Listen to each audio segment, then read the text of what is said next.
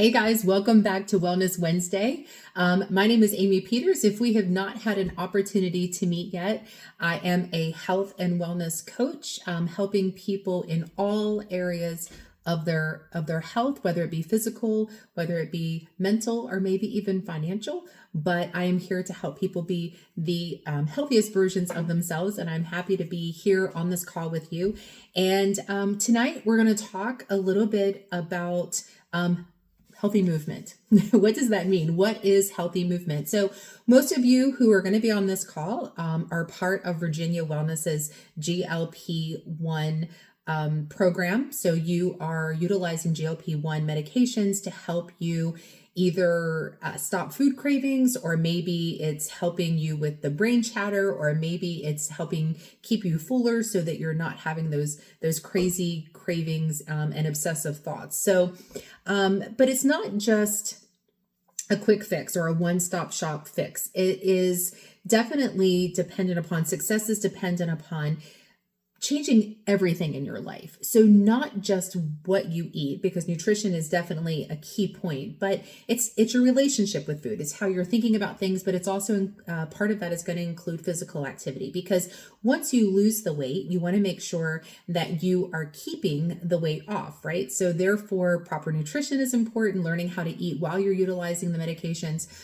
Also how you're building that relationship with food, how you're looking at food now. Are you looking at it as fuel? So the last couple of weeks, we've talked a little bit about nutrition. Today, we're going to dive in to another layer of sustainability, and that's going to be physical activity. So, healthy movement is a lot of different things. It's a very broad term, meaning just being healthy. And part of utilizing the GLP-1 medications is that you don't really want to lose the lean muscle mass. That's part of the reason why it is encouraged to eat at least 100 grams of protein a day. And some healthy movement or even some strength training are going to help you not just retain lean muscle mass, but maybe even build lean muscle. And that's really the core of being healthy. I would venture to say that most of you who are on this call don't just want to lose weight. You want to lose weight because you're looking to be healthy. And there's a difference between being thin or being skinny and being healthy. And, I really always want to encourage my clients to be healthy long term. And, I always say I want to live to be unassisted, to be able to do life unassisted for as long as I possibly can. So for any of you who have ever helped aging parents or grandparents, you know exactly what I'm talking about. You want to be able to do things on your own for as long as you possibly can. So, exercise, what are the health benefits? How do you get started? And how do you get better? Right? So I'm not saying that as you're utilizing these and as you're losing weight, you need to start training for a marathon, because that's not the case at all. Really, my mindset is to start to do something that you can stick with long term. So, one of my favorite activities is just walking. And I know that sounds crazy because we walk every day, we walk to and from everywhere, but it's really about just setting in that habit. And I always encourage clients to set aside something that that you can commit to every single day, even if it's just 10 minutes. And, build upon that. So you might just say, listen, I'm putting this as a rock in my schedule, okay, which means it can't be moved, okay? It's a very big, heavy rock in your calendar or in your schedule.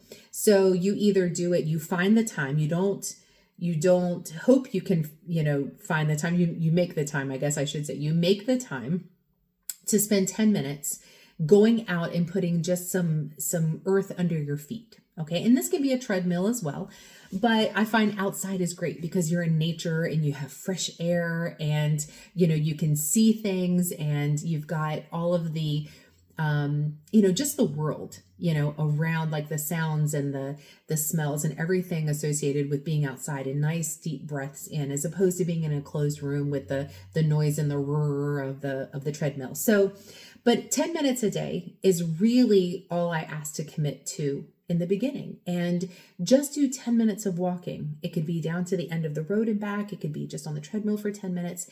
And then, do that for a week. And then whenever you have time, once you've built that habit, okay, habit of walking for 10 minutes a day, maybe increase it to 15 minutes and eventually get to 20 minutes. And then what you're going to find is that you could walk about a mile a day.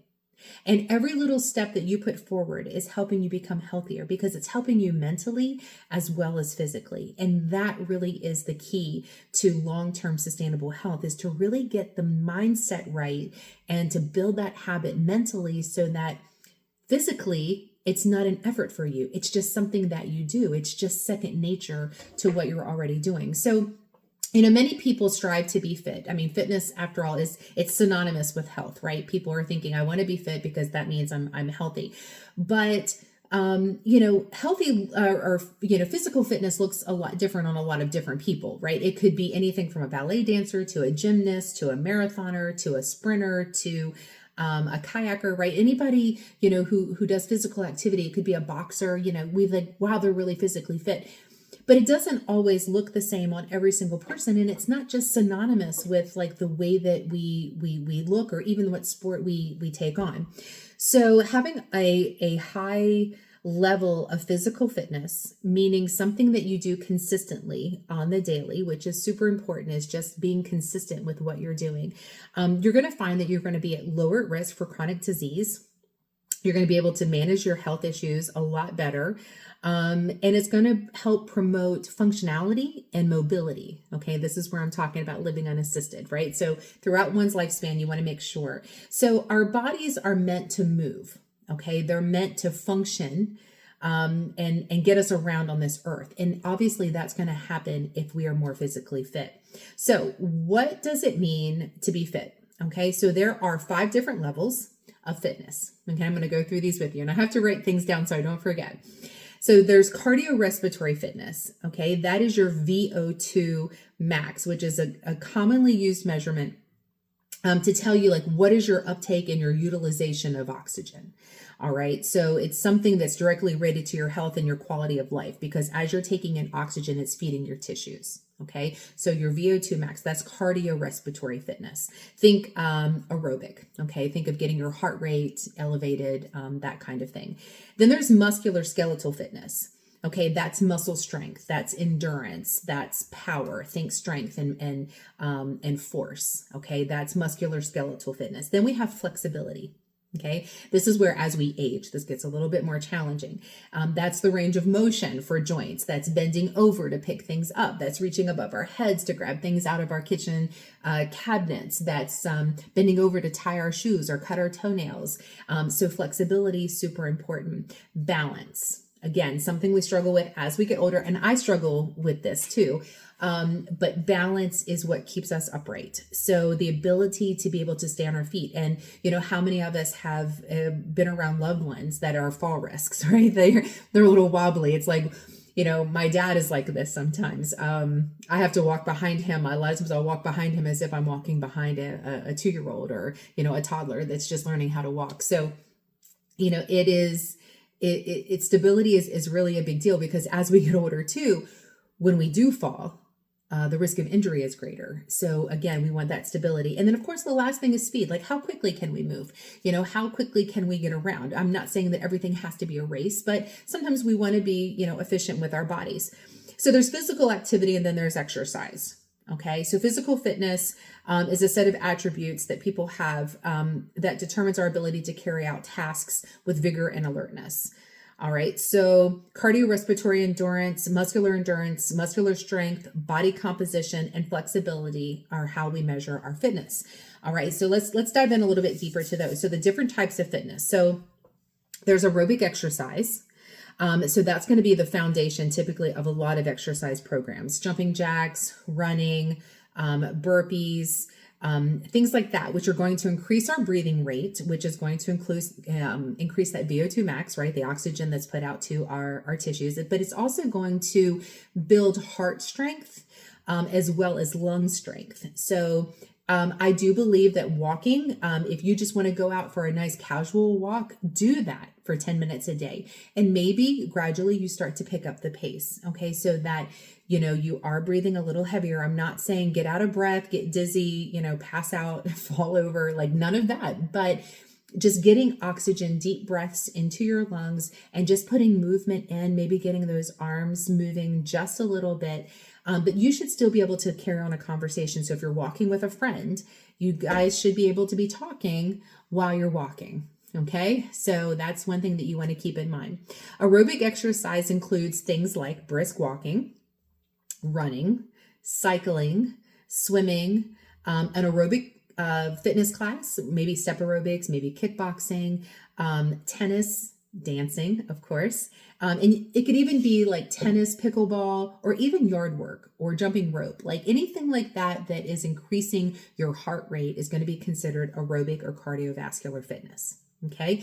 Now, there's also strength training. Okay, so when we're talking a little bit about endurance and we're talking a little bit about flexibility and strength, like we're going to talk strength training. So that's an important way to really build overall function of how we are moving. As we age, especially, we become weaker. We lose muscle mass just naturally. For every 10 years that we age, we're losing a good bit of our muscle mass. So this is, again, is where when we talked about nutrition a few weeks ago, whey protein is really important, and just keeping up with a high protein diet is really going to help with that. Maybe utilizing amino acids or maybe even biopeptides, like things like that are really going to help retain lean muscle mass. So as you're losing weight, you're not losing your lean muscle. And by strength training, you're actually building the muscle as well. So you're less likely to lose it as you are losing weight. So you're losing weight, but you're also building muscle. So you're getting thin and toned all at the same time. So there are some exercises that you can do that kind of will help you with your strength training. That could be lifting weights, and it doesn't have to be anything heavy. I'm not talking about the guys that are on the Olympics and they're lifting the big barbells. It could be something as just some simple hand weights. You can get these at the dollar store for just a few bucks. It could be a 3-pound weight. It could be a 2-pound weight. If you're just starting out, if you want something a little heavier, maybe it's 5 pounds. If a weight is too heavy or too light, a lot of times the range of motion, the form will start to change. So you want to make sure that whatever you are lifting is actually challenging, but allowing you to just isolate that muscle group as opposed to just, using your body momentum to lift the muscle or to lift the weight. So that's one thing to think about, but you could also use resistance bands as well as lifting weights. You could even use your own body weight. You don't even have to use weights. You could just use body weight. Even things like gardening, and just think about things you do around the house, moving boxes, when you're getting ready for the holidays and you're moving, big boxes of Christmas tree ornaments or whatever from here to here, you're utilizing muscle strength. So if you're wanting to do it intentionally, I think by all means, what you could do is you could even grab 2 soup cans, and it could be just a rep of 10 bicep curls and 10 tricep, dips or something like that. And if you're looking to do something with your own body weight, that's where like a push-up would come into play. Or you can get a band. Five Below has a lot of exercise equipment. Five Below you could do some bands, and it's just a matter of like opening and closing. Okay, again, this is going to build muscle strength, but it's also going to help you a little bit with your just overall mobility. Okay, and speaking of that, the next section is going to be flexibility and mobility. So this refers to like the tendons, the muscles, the ligaments that you use to stretch.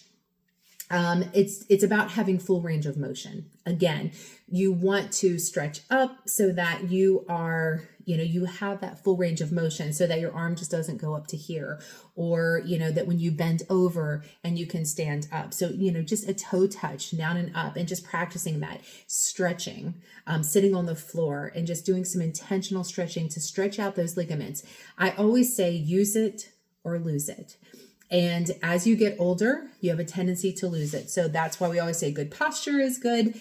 There are tons of things that you can find on YouTube, on the internet, that are free, that cost absolutely nothing. And you could, just start, you could even just say stretching for beginners, and you're going to find a YouTube video or something that you can watch or participate in, or maybe your local gym has something that you could do just to get started. But it all starts very basic and very small. Okay. And while you're adding in these small little things, maybe walking 10 minutes a day, maybe doing a couple of arm exercises, maybe a few push-ups and a little bit of stretching. That's all it really requires. You do not need to go out and say like, okay, I'm going to hit the gym and I'm going to start pumping iron. It doesn't necessarily call for that. Well, a little bit of movement goes a long way in helping long-term success. And it's also important to make sure that you are resting and that you're recovering. And that doesn't mean to be a couch potato for a whole day. But what it does mean is that if you're used to, walking 10 minutes a day and doing the arm exercises and, all of the things, maybe, for that particular day, you just do some stretching or you do yoga or maybe a little bit of Pilates or, something just low intensity. Maybe you just get on the bicycle and ride for a little bit. Okay. Again, cycling is a good way to kind of keep those hips nice and mobile, to keep everything kind of stretched out, but it also builds some leg muscles as well. So, and then you could always practice balancing. Yoga is great for that. Just practicing again with a chair to hold on to kind of just stand on one foot or the other. And again, just practicing these things over and over again, but consistency is going to be the key. So just like you're consistent with how you utilize your GLP-1 medications, you're going to be consistent in the way that you eat. You're going to be very intentional in the amount of protein that you're eating, that the lower amount of carbohydrates that you're eating, the healthy fats that you're eating. And you also have to be very intentional with the activity, the fitness that you are incorporating in. So a little bit of consistency goes a long way. I would much rather see someone walk 10 minutes a day, 6 days a week, than to go out and walk for an hour. Okay, walk for 60 minutes 1 day a week. All right, that doesn't really go anywhere. And when you do too much too soon, you actually run the risk of injury. So you're either going to overdo it, you're going to be tired, you're going to be sore, you're going to not feel like doing it again. And then you've lost momentum in your ability to go out and become really physically fit. So a little bit goes a long way. Okay. So exercise is definitely going to help your mood. It's going to help with depression. If you struggle with depression or anxiety, any type of exercise is going to release endorphins. I can't tell you how often I wake up on the wrong side of the bed. Okay. And I'll get up and I'll put my sneakers on and I'll go to the gym to take a class, a fitness class of some sort. And I always leave feeling so much better. The endorphins are just flowing. My lungs feel good because I've exercised. I'm sweaty most often. So that makes me feel like I've accomplished something.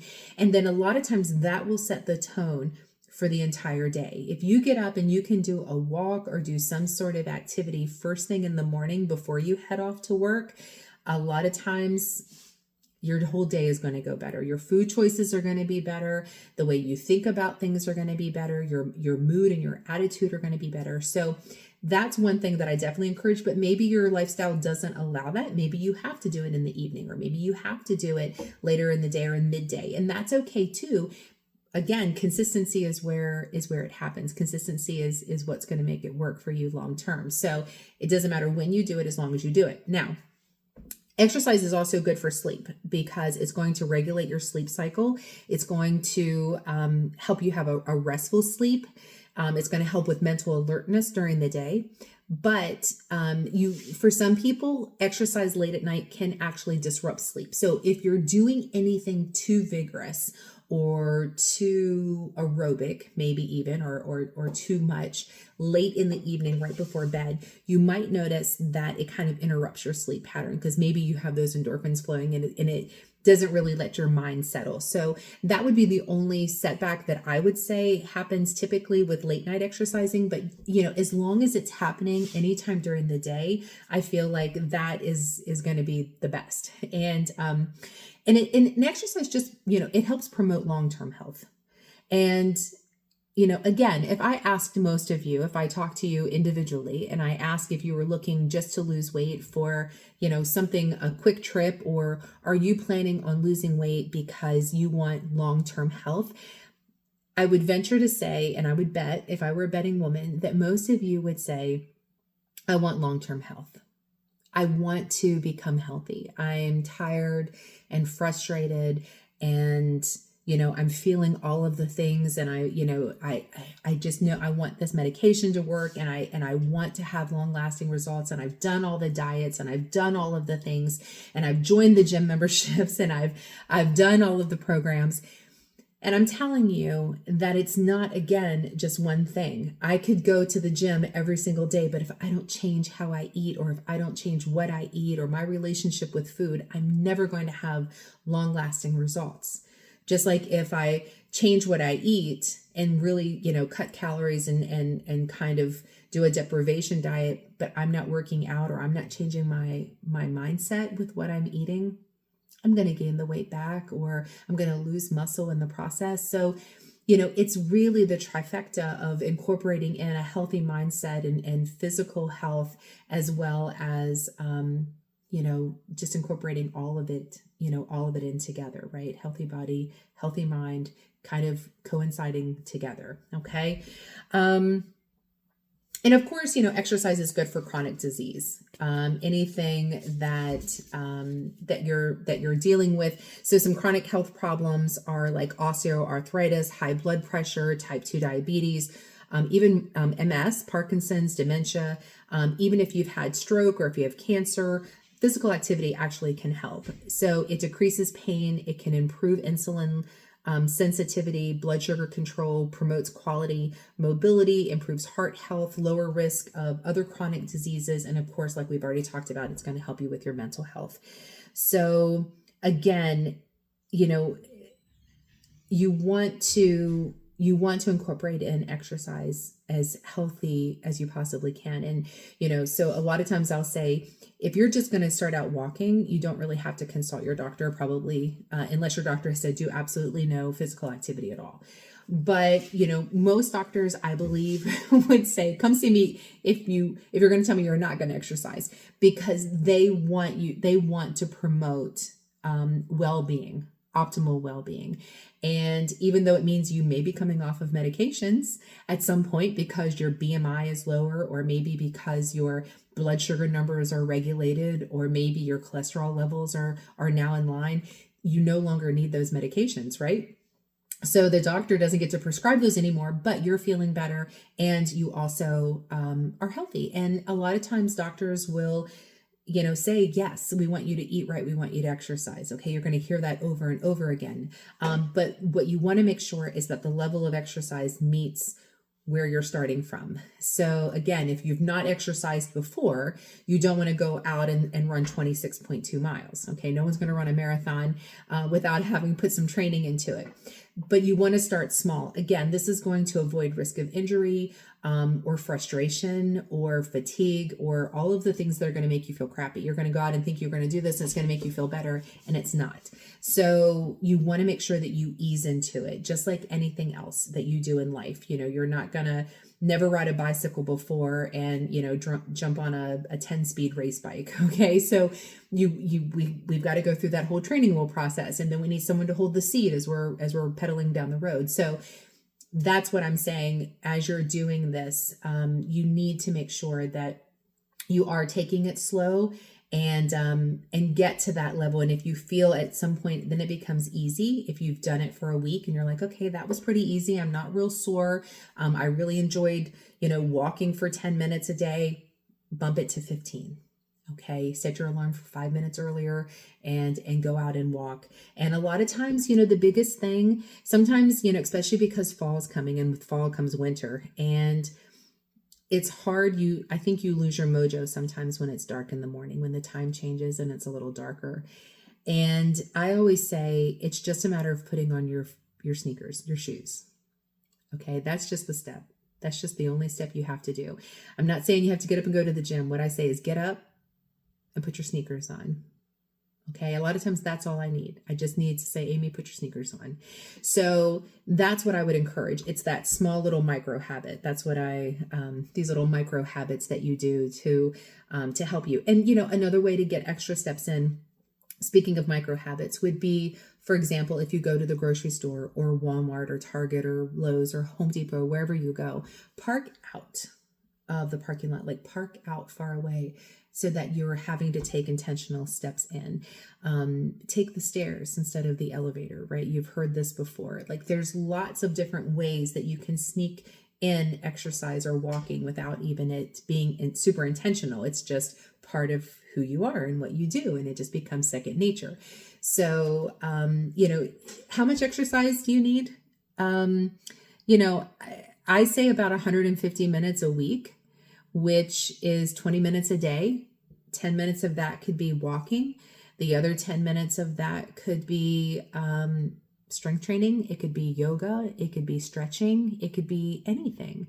And then again, as you start to incorporate more, then you can build upon that to where it starts to become second nature. But believe me when I say that it is super important that you make the time. You will never, ever find time for exercise. If you wait to find the time, you won't. Most people tell me, I don't have time to exercise. I can't find the time to exercise. My husband, my kids, they run here and there, and I'm having to do this, and my job makes me do that, and I've got this responsibility, or this club that I'm a part of, or this whatever, whatever it is. Like we all have really busy lives, and myself included. And what I had to do, and I'm just sharing this with you because, it helped me, is that I had to make it a priority. If it is a priority to you, if it is something that is important to you, you will find a way to make it happen. And so I schedule my whole life around my workouts, or around that 1 hour a day that I take for myself to become physically fit. And before, I never did that. I would sign up for a gym membership or some sort of personal training. And then I would be like, oh, well, I'm going to have to go to work, or, I'm going to have, this person wants to go and have coffee, or I have to go, I have to this errand or whatever. Nope, not anymore. I schedule all of those things around that 8:30 to 9:30 slot that I utilize physical fitness. That's where I do the working out part of my day. It could be any part of your day though.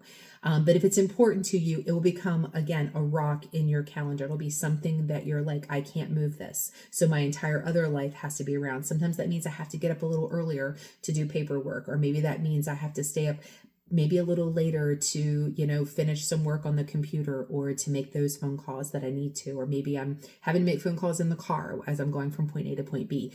But I structure my life around that physical activity part. And I feel like if you can do that, it's going to be your best friend. Okay. You're going to find how much easier it is. So, and just make sure that you're fueling. If you are fueling your body, if you are incorporating in extra exercise, extra movement to become physical fit, if you're lifting weights, if you're doing aerobic activity, make sure that you are eating properly. So a lot of times it's going to mean you have to eat an extra 100 to maybe 200 calories a day. Again, high in protein. And you want to make sure you're having complex carbohydrates, not the simple carbohydrates, not the sugars, the chips, the candy, those things, more like, healthy vegetables that have carbohydrates, or a sweet potato. Okay. Something that is a healthy carbohydrate, not something that is going to be a simple carbohydrate that's going to spike your insulin levels. So, but carbohydrates are good. It could mean a piece of keto toast, okay, of keto friendly bread. So there are lots of options for you to do that. It could even be fruit. It could be some berries that will help you with those carbohydrates. So if you're exercising first thing in the morning, you might want to have a scrambled egg and a piece of keto toast, or low carb bread first thing before you go and work out. Or if it's later in the day, possibly it is some tuna fish that you've made, some healthy tuna salad on a piece of whole wheat bread. Or it could be fruit with some protein yogurt. Okay. Or it could even be a whey protein shake that you mix with water and you drink that after you work out as a recovery. But it is important to make sure that you are increasing your calories just a little when you're incorporating exercise, so that way your body is not going into a calorie deprivation too large, because that will actually work against your goals. If you create a calorie deficit too large, your body will not allow you to lose weight. So you want to make sure that you're eating enough to sustain your activity level. Okay. So last but not least, let's have out some tips on how to get started, how to get motivated, how to stay motivated. All right. How to get the most out of your workout. So gradually you want to build stamina. We've talked about that. We want to make sure that you're snacking smart. We talked about that. Make sure you're having enough fuel for your bodies. Make sure that you do some good stretching. So if you go out for a walk, make sure you stretch afterwards or stretch before. So cool down and warm up both. Okay. Stay hydrated. Again, plenty of water. Almost 100 ounces a day would be excellent if you could do that. And then choose activities that you like. You know, if you don't like walking or you don't like being on the treadmill, don't do that.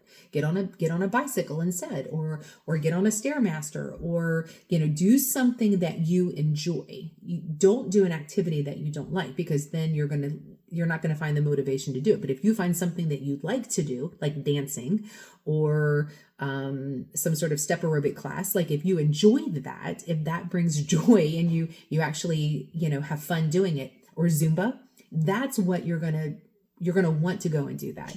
But if you think that if you feel like you have to go and run and you're like, oh, I'm dreading going to run, you're never going to find the want to go and do it. So I say, do the activities that you like, break it up if you need to. If you don't have 20 minutes a day to go for a walk, do 10 minutes in the morning and do 10 minutes at night, or do 10 minutes on your lunch break. What we're looking for is a cumulative activity. So it doesn't matter. It does not have to be done all at once. We're just looking for about 20 minutes a day if you're able to do that. Again, increase your activity slowly. So we don't want injury. We don't want burnout. We don't want you to hate what you're doing, you know, or feel like it's not working for you. So definitely make sure that you are increasing everything slowly. Find a friend to do it with. So partner up with someone. Accountability is a huge motivator. So if you have someone that also wants to be active with you, get together, go to the track, go for a walk, go and do, whatever activity that you can. And I think what you're going to find is it's going to make it more fun. And if you have an accountability partner, you're more likely to show up. So that's really a motivator as well, because they're going to be happy that you did, you're going to be happy that you did, and then both of you are going to get results. So always find a friend and do something that you like, and make sure that it is in your schedule. Make sure that it is that rock in your calendar. And even non-exercise is exercise. So maybe that's walking your dog, again, doing some yard work, playing with your kids, grandkids. Anything like that is still considered activity, and just start where you can start and keep moving it forward. So again, that is all I have for you guys today on Wellness Wednesday. Just introducing a little bit of healthy movement to you.